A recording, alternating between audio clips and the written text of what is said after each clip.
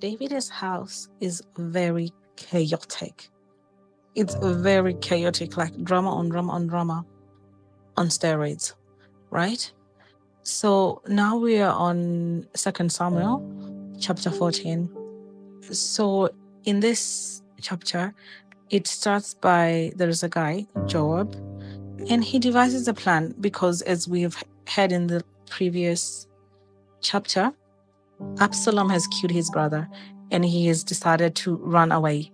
So some time has passed and Joab devises a plan. And then, he gets this woman to go to the king with the scenario. You go to the king, tell the king that you had two sons, and the two sons, one of the other son killed the other one, and then the rest of the city, the rest of the relatives, they are now against the other son that killed the other son, and ask king for some advice. And the king is like telling this woman, like, okay, you know what, no one will ever touch like even the hair, like, of your son, like, and all of that stuff. And then so the woman is like, now back to the king, like, oh, okay. So this is kind of like the same thing that you did to your son, Absalom. You sent him into exile. No, not sent him. He went on his own. He flee. But then you never took him back. So David is like, okay. Okay, you can come back. So David forgives his son Absalom for killing his other son that slept with Absalom's sister, right? David forgives him and the son comes back. But then David said that I don't want to see Absalom, like, whatsoever. I don't want to see his face and all that. So Absalom is like, okay. He stays for I think they say 2 years.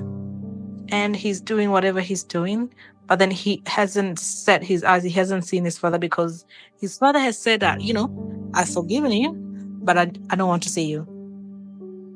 Okay, so this is like one part that I knew that I wasn't liking the character of Absalom, because to me he was like, that kind of sketchy, sneaky, manipulative kind of person, because he wanted to talk to Joab. The first guy that went and advocated for him to the king so that he comes back into the city. The first guy that devised a plan to go and convince the king to bring back his son. So he, instead of just going to that guy and talk to him like, a normal person, he decides to send his servants to go set his field on fire. Attention-seeking match, right? So that guy, the servants, they went and they set his field on fire. And then, of course, that gets Joab's attention. And he comes back to Absalom and is like, okay. And then Absalom is like, yeah, thank you. I don't know if he didn't even say thank you. He's like, yeah, you did get my father to come, to make me come here. But, he can see me, like, that kind of thing. Go tell him, like, I need, to see him.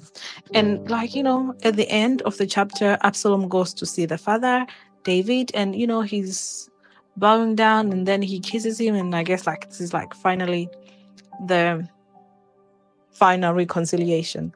But then, like, they also, in the chapter, they also say how handsome Absalom was, that almost like compared to the king, and how even like every year that he would cut his hair, and when he cuts his hair, the same price was like almost the same price as the king's. So it was like an equal opportunity for them. But then it got me thinking, this whole chapter, it got me thinking, because if you then understand like so much chaos that was happening in this house, as Bright was saying in the last chapter, like it was like a generational thing that was happening, that was going on in this chapter, because of course he killed his brother and David did his own thing again. But then I was like, in my head, in my thinking, I was like, okay, he went away and then he came back.